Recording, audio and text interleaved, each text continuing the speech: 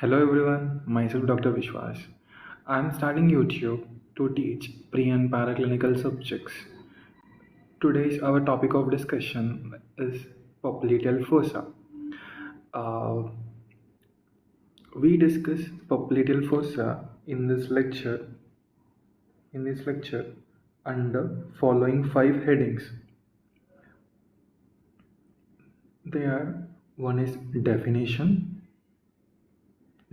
of popliteal fossa, location of popliteal fossa, borders of popliteal fossa, contents of popliteal fossa, and the finally clinical correlations. Under these five headings, we will be learning whole popliteal fossa here itself. And here we have the definition of popliteal fossa.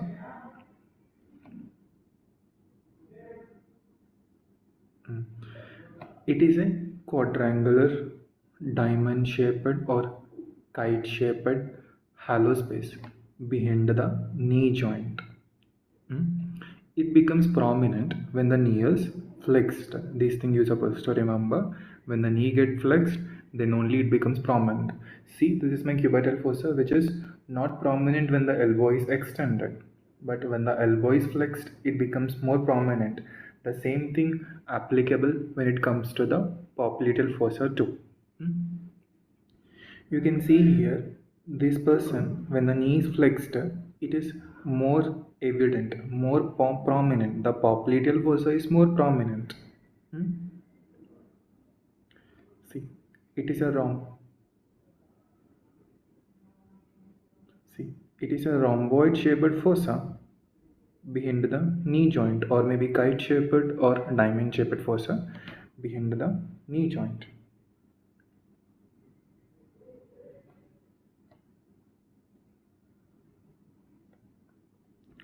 See, you can see here in this slide we are discussing the borders.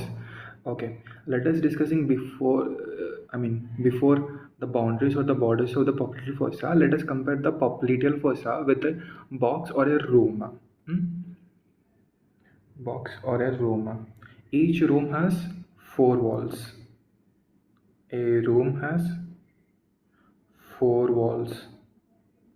It has one floor.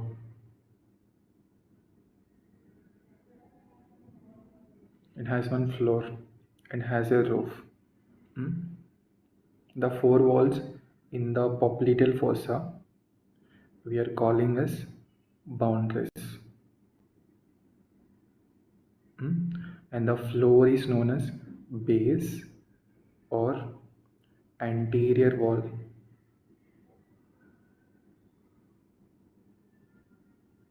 of popliteal fossa, and the roof is known as posterior wall of popliteal fossa. Clear so far?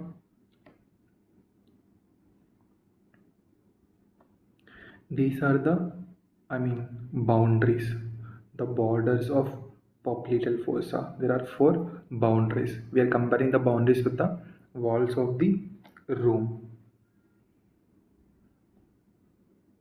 See, this is the supero-medial border. This one is the supero-lateral border. This one is the infero-medial border. This is the infero-lateral border. In the supero-lateral boundary, it is related to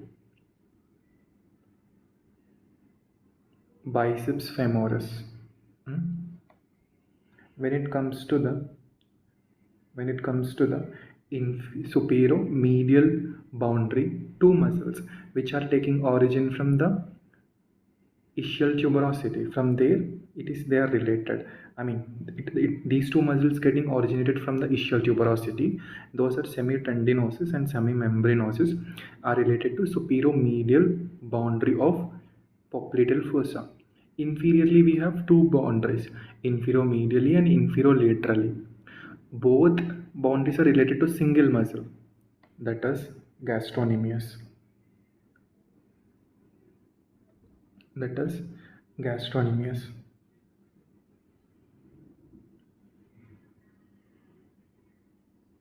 gastrocnemius muscle. But gastrocnemius has two heads. We knew that in the upper limb, biceps has two heads, triceps has three heads. The similar way in the lower limb, quadriceps has four heads, and gastrocnemius has two heads. One is the medial head, other one is the lateral head. Medial head is related to infero-medial boundary of popliteal fossa, and lateral head is related to infero-lateral boundary of popliteal fossa. We done with the boundaries. Now we are talking about the floor and the roof. Floor is also known as anterior wall. Floor is also known as anterior wall. Anterior wall is related to predominantly the knee joint. Predominantly the knee joint. Simply, if you don't want to go in detail about it, just remember as knee joint. But for little extra, just remember like it's related to posterior popliteal surface of the femur and the knee joint capsule, oblique popliteal ligament, and fascia covering the popliteus. These four. When it comes to the roof, nothing. Roof is related to skin, superficial fascia, deep fascia. Skin, superficial fascia, and deep fascia. These four structures where the roof is related. Roof is also known as posterior wall. Here in this slide, we are learning the structures which are piercing the roof.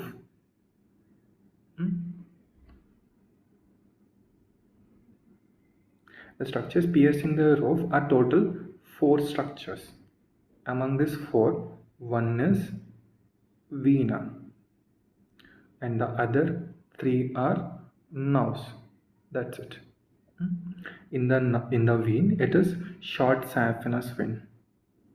When it comes to the nerves, they are medial cutaneous nerve of thigh, posterior cutaneous nerve of thigh, and sural communicating nerve. If you forget this thing, just remember at least short saphenous vein is piercing the posterior wall of popliteal fossa. Roof is done. Then contents of the popliteal fossa. When it comes to the contents of the popliteal fossa, we discuss this contents under 4 headings.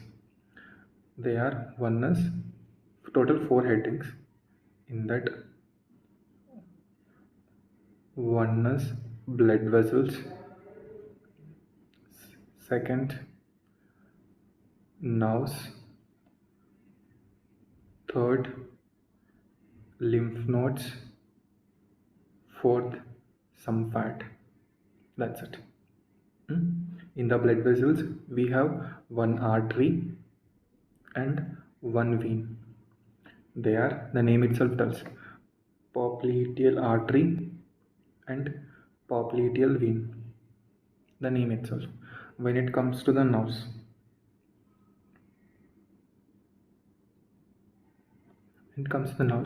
here the nerves which are present in the popliteal fossa as a contents are the terminal divisions of sciatic nerve. They are tibial component and other one is the common peroneal component. Simply tibial nerve and common peroneal nerve. Then lymph nodes. In the lymph nodes we have a popliteal group of lymph nodes. The fossa, popliteal fossa, popliteal group of lymph nodes. When it comes to the fat, popliteal pad of fat. That's it. Clinical correlation.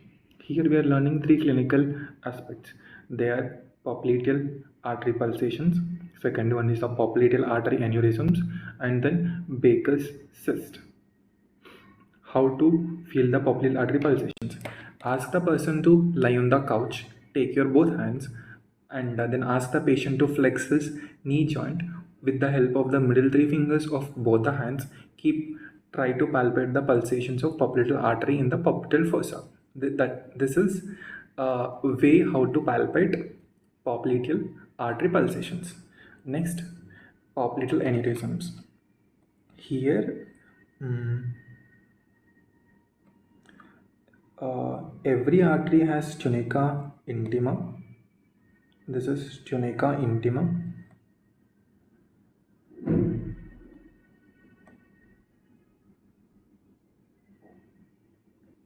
Then tunica media we have, which is made up of muscular tissue and as well as elastic tissue. I mean the connective tissue.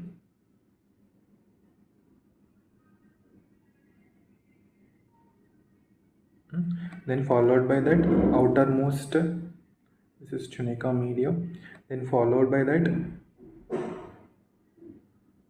we have outermost layer, that is the adventitia.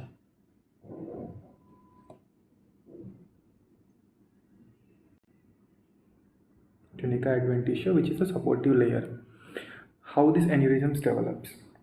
This aneurysms develops due to aging or maybe trauma to the corresponding blood vessels. When there is a trauma, when there is an aging, there is weakening of tunica media was happens. Tunica media becomes weakened. This layer gets weakened.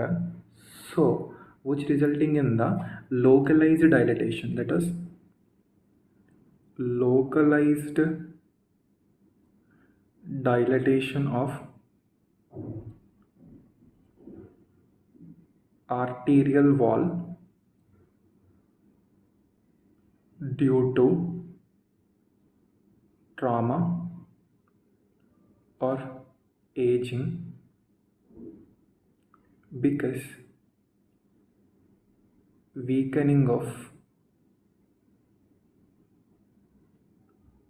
tunica media, which resulting in the aneurysms. This is the localized dilatation. This is popliteal aneurysm. Now we have Baker's cyst. This is due to trauma or maybe weakening of the joint capsule. That is weakening of the joint capsule, which is filled with synovial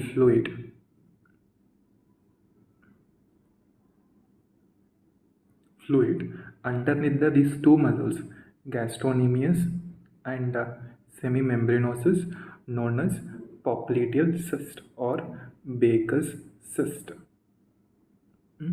At the end, I am summarizing this, the whole popliteal fossa. We discussed popliteal fossa under the following headings. One is the definition,